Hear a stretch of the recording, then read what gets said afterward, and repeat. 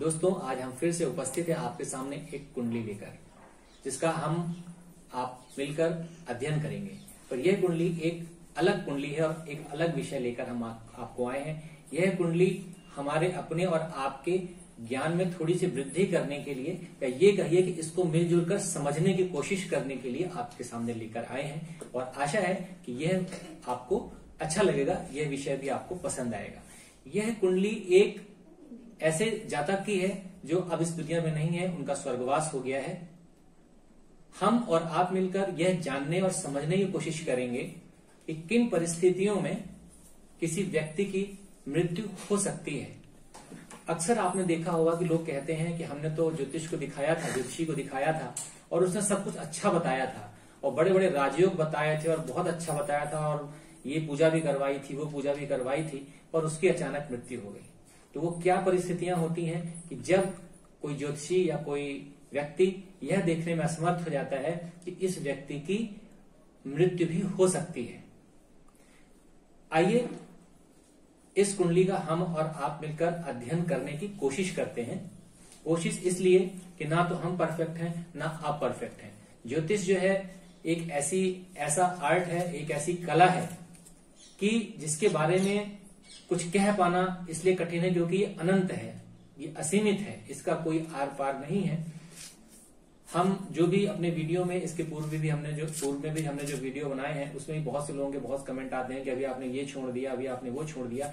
उसमें सब कुछ छोड़ दिया हुआ। असल में कोई भी व्यक्ति, हम नहीं, कोई भी ज्योतिषी होगा तो वो हम 100 चीजें बताएंगे, 1000 चीजें बताएंगे, अभी ये भी छूटी हुई है तो उसमें छूटती है, बिल्कुल छूट जाएगी। क्योंकि हम एक पहलू बता रहे हैं, आप दूसरे 10 और पहलू बता रहे हैं। हमने 10 बताया, आपने 20 और निकाल दिए, तो ये सब चलता रहता है। आइए हम जिस टॉपिक पे हम इसका अध्ययन करने जा रहे हैं वो टॉपिक सिर्फ इतना है कि किन परिस्थितियों में किसी की मृत्यु होती है। तो ये एक प्रश्न कुंडली है, वास्तव में एक ही प्रश्न कुंडली है।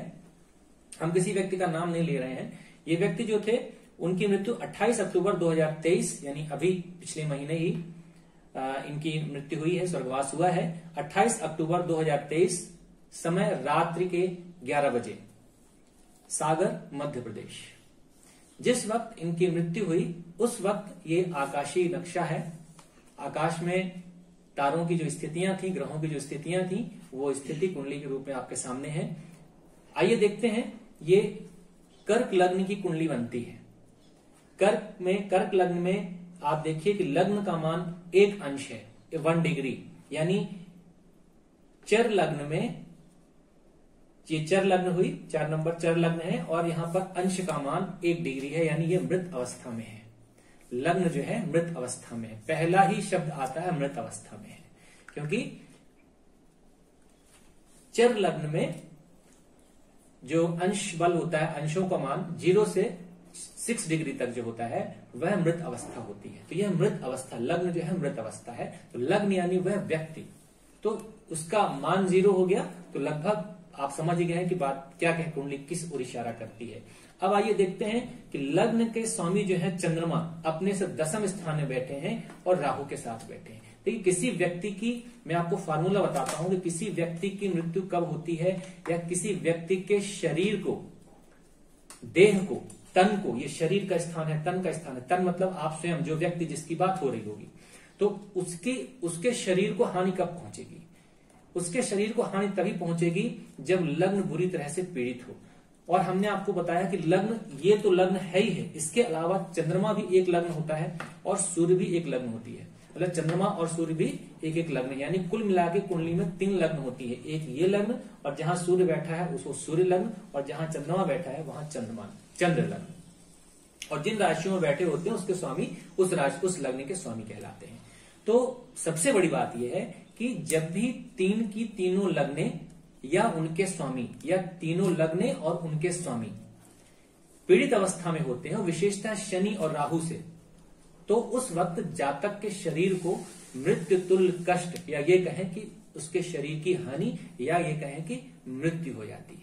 बस हमें इतना ही समझना है कि इस कुंडली को देख के मैथ्स में एक रिवर्स सोल्यूशन होता है। तो समझिए कि हम रिवर्स सोल्यूशन आपको बता रहे हैं कि आप ये देखिए कि किस अवस्था में देह का त्याग हो सकता है, या मृत्यु तुल्य कष्ट हो सकता है, या मृत्यु हो सकती है। तो देखिए हमारी जो लग्न है पहली बात कि लग्न हमने आपको केंद्रीय प्रभाव बताया था कि किसी भी स्थान से वहां से 10वें स्थान पर बैठे ग्रह उस जगह पर अपना केंद्रीय प्रभाव डालते हैं, या ये कहिए कि कोई भी ग्रह अपने से चौथे स्थान पर केंद्रीय प्रभाव डालता है। तो आप ये देखिए कि चंद्रमा, गुरु और राहु का केंद्रीय प्रभाव तो यहाँ पर है, पर राहु का, अगर अपन राहु को जैसा कि जानते हैं कि राहु पापी ग्रह होता है, तो उसका प्रभाव यहाँ पर चंद्रमा का प्रभाव लग्न पर है, और लग्न के स्वामी जो कि कर्क राशि के स्वामी चंद्रमा बनते हैं, उनके साथ युति करके वो लग्नेश चंद्र लग्न को और लग्नेश को पीड़ित कर रहा है। दूसरा आप देखिए कि ये शनि भी जो है अपनी तीसरी दृष्टि से लग्न के स्वामी चंद्रमा को पीड़ित कर रहे हैं। तो स्पष्ट है कि ये चंद्रमा जहां बैठा है वो चंद्र लग्न है, तो चंद्र लग्न भी शनि से और राहु से पीड़ित है। यानी लग्न, लग्नेश और चंद्र लग्न और उसके लग्नेश जो है, इसके लग्नेश, तो इस चंद्र लग्न के लग्नेश हुए मंगल, क्योंकि यहाँ पे मेष राशि के स्वामी मंगल होते हैं, वो राहु से दृष्ट होने के कारण राहु से पीड़ित है, और यहाँ पर चंद्रमा शनि से पीड़ित है। तो दो लग्न और उनके स्वामी जो है वो राहु और शनि से पीड़ित हुए। अब देखिए तीसरी बात करते हैं सूर्य की। सूर्य जो बैठे हैं वो चतुर्थ स्थान में बैठे हैं और नीच के होके बैठे हैं, ठीक है, नीच के, और ये यहाँ पर लगभग 10 डिग्री और कुछ अंश के हैं, 10 डिग्री 10 डिग्री और कुछ मिनट, मतलब लगभग कहना चाहिए कि परम नीच के सूर्य हैं ये 10 डिग्री के सूर्य हैं, परम नीच के सूर्य हैं, और उनके साथ केतु की युति है और राहु उन्हें देख रहा है। तो पहली बात तो सूर्य लग्न जो है वो सूर्य स्वयं अस्त हो गए हैं और राहु से दृष्ट हैं, केतु के साथ युति बना रहे हैं, ठीक है, और शनि की तो यहाँ पे कोई प्रभाव या कोई दृष्टि इनकी नहीं आती है, ठीक है, पर जो इनके, तो ये सूर्य लग्न पीड़ित हुआ, और सूर्य लग्न के स्वामी कौन बने, ये तुला राशि के स्वामी होते हैं शुक्र। तो शुक्र जो कि कुंडली के द्वितीय स्थान में बैठे, द्वितीय स्थान मारक स्थान भी होता है, ये भी आप ध्यान रखिए। और आप देखिए कि मारक स्थान और चतुर्थ स्थान जो सूर्य लग्न है उसमें परिवर्तन भी है कि यहाँ के स्वामी शुक्र यहाँ चले गए हैं और यहाँ के स्वामी द्वितीय स्थान मारक भाव के स्वामी मार्केश जो है यहाँ बैठे हुए हैं। तो यह भी एक योग हुआ कि व्यक्ति की या देह का नाश हो जाएगा, या देह शरीर नष्ट हो जाएगा। तो ये जो एक्सचेंज हो रहा है, ये जो राशि परिवर्तन है, ये भी अच्छा बिल्कुल नहीं है। तो हमने बताया कि लग्न के स्वामी चंद्र लग्न और उसके स्वामी, और सूर्य लग्न और उसके स्वामी भी पीड़ित है। सूर्य लग्न ने बताया कि अस्त हो चुके हैं और उसके स्वामी सूर्य जो है वो केतु के साथ युति बना रहे हैं और राहु से दृष्ट है। साथ ही साथ इसमें द्वितीय और सूर्य लग्न में आपस में राशि परिवर्तन, द्वितीय चूंकि मारक भाव हुआ तो मारक भाव से सूर्य का राशि परिवर्तन हुए, द्वितीय भाव और चतुर्थ भाव जो कि सूर्य लग्न उसमें आपस में परिवर्तन हो रहा है। और सूर्य लग्न के जो स्वामी है शुक्र, वो राहु से 1 2 3 4 5 राहु से भी दृष्ट हैं, और 1 2 3 4 5 6 7 शनि से भी दृष्ट हैं, क्योंकि राहु की पंचम दृष्टि भी होती है और शनि की सप्तम दृष्टि भी होती है।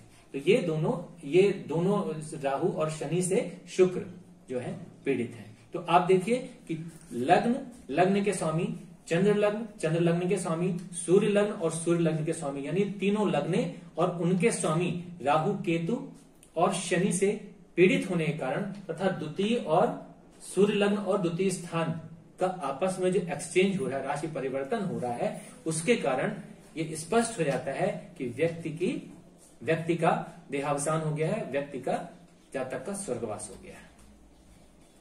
बहुत से लोग हैं जो कमेंट करते हैं, वो बताते हैं कि गुरुजी आपने देखा नहीं कि ये गुरु और चंद्रमा, इसमें भी लोग बताएंगे कि गुरु और चंद्रमा बैठकर गज केसरी योग बना रहे हैं, कोई कुछ बताएगा कोई कुछ बताएगा। बहुत से लोग बताएंगे केंद्र का स्वामी, त्रिकोण का स्वामी केंद्र में चला गया है, ये एक अलग राजयोग बना दिया है। तो आप ये देखिए कि पहली बात तो ये मृत व्यक्ति की कुंडली बनाई, स्वर्गवासी व्यक्ति की कुंडली है, जिसमें किसी हमें राजयोग नहीं देखना है, इसलिए इनकी चर्चा करने का कोई मतलब नहीं होता है। यहाँ पे हम जिस टॉपिक पे चर्चा करने के लिए आए हैं उसी, क्योंकि पिछले ही वीडियो में बहुत सारे लोगों ने इस प्रकार के कमेंट्स किए हैं कि आपने ये वाला राजयोग नहीं बताया। देखिए योग, राजयोग, इन सबसे थोड़ा ऊपर हटिए, उन सबसे थोड़ा आगे चलिए। सिर्फ अगर आप कुंडली को सही तरीके से मेन चीज को समझ जाते हैं तो योग राजयोग बन रहा है कि नहीं बन रहा है, नीच भंग बन रहा है कि नहीं बन रहा है, इन सबसे कोई बहुत बड़ा फर्क पड़ता नहीं। ये सब चीजें सुनने में अच्छी लगती हैं, इनका कोई मतलब नहीं है। मतलब होता है, पर अगर आपने सही विश्लेषण कर ही लिया, सही चीज नब्ज पकड़ ली है, तो अननेसेसरी चीजों को आप छोड़ दीजिएगा, कोई मतलब नहीं है। सुनने में मजा आएगा कि गज केसरी योग है, फलाना है, ढिमका है, इसका कोई मतलब नहीं है। चंद्रमा केंद्र और त्रिकोण दोनों, ये स्थान केंद्र और त्रिकोण दोनों होता है, तो उसके स्वामी अगर इसको त्रिकोण मानते हैं तो केंद्र में बैठ गए, और केंद्र के स्वामी केंद्र में बैठ गए, तो इन सब बातों का कोई मतलब नहीं है। यहाँ पे हमें जो देखना है वो किसी मृत व्यक्ति को अक्सर जो अचानक से मृत्यु हो जाती है, लोग कहते हैं दशा महादशा में ऐसा कुछ भी नहीं था, फिर कैसे हो गई, तो यही कारण होता है कि पहले आप तीनों लग्नों और उनके स्वामियों को देखिए। अगर तीनों लग्ने और उनके स्वामी या उनके स्वामी एक साथ पीड़ित होते हैं, तो आप वहां पर निसंदेह ऐसा कह सकते हैं कि यह जातक मृत्यु तुल्य कष्ट को पाएगा, या ये कहें कि मृत्यु हो सकती है या हो ही जाएगी। पर आदमी एकदम इसलिए नहीं कहता है कि उसे डर लगता है कि ऐसा कहेंगे, अगर हमारी बात गलत निकल गई तो लोग मजाक उड़ाएंगे, पर ये निसंदेह है कि उस व्यक्ति को मृत्यु तुल्य कष्ट अवश्य ही होगा। दूसरी चीज आप ये देखिए कि जब ये कुंडली, जो प्रश्न कुंडली बनी है, उस समय केतु में गुरु की महादशा चल रही थी। तो आप देखिए जो गुरु है, केतु की महादशा में गुरु का अंतर था, तो आप देखिए केतु और गुरु तक तो वैसे भी जो है ये एक दूसरे के शत्रु हैं, ठीक है। और केतु जो है लग्न का भी शत्रु है, और चंद्र लग्न को भी प्रभावित कर रहा है और सूर्य लग्न को भी प्रभावित कर रहा है, ठीक है। तो ये निगेटिविटी हुई कि लग्न के शत्रु की महादशा है, लग्नेश के शत्रु की महादशा है, ठीक है। और चंद्र लग्न मतलब चंद्रमा का भी शत्रु है केतु, और उसको राहु प्रभावित कर रहा है, शनि प्रभावित कर रहा है, ठीक है। और गुरु जो है जिनकी अंतरदशा है वो भी केतु के शत्रु हैं। साथ ही साथ उनको राहु प्रभावित कर रहा है, शनि से भी वो प्रभावित है, गुरु जो है शनि से भी प्रभावित है। और अंत में आप देखिए कि केतु की शनि, माफ कीजिए, केतु में गुरु का अंतर था, राहु का प्रत्यंतर था, केतु की सूक्ष्म दशा थी, और शनि की प्राण दशा थी। तो जहां शनि आते हैं तो आप देखिए बिल्कुल वही तारीख है 28 अक्टूबर रात के 11 बजे का समय, जब शनि अंत में शनि की प्राण दशा आती है और शनि जो है प्राणों का हरण कर लेते हैं। तो 99 नहीं 100% मामलों में जहां पर अगर जान जा रही है, वहां पर गोचर में शनि जो है तीनों लग्नों और उनके लग्नाधिपतियों को, लग्न के स्वामियों को प्रभावित करते हैं, तभी किसी व्यक्ति की मृत्यु होती है। तो आशा नहीं, हमें पूरा विश्वास है कि हमारा ये कार्यक्रम आपको ज्ञानवर्धक लगा होगा। अगर इसके बारे में कुछ और भी बता सकते हैं, कोई और भी बातें जो विशेष इससे संबंधित हैं, अगर आप हमें बताते हैं तो आप सभी का स्वागत है। हमारे और आपके दोनों के ही ज्ञान में वृद्धि होगी, ऐसा हमें विश्वास है। आशा है आपको ये कार्यक्रम पसंद आया होगा। धन्यवाद, नमस्कार।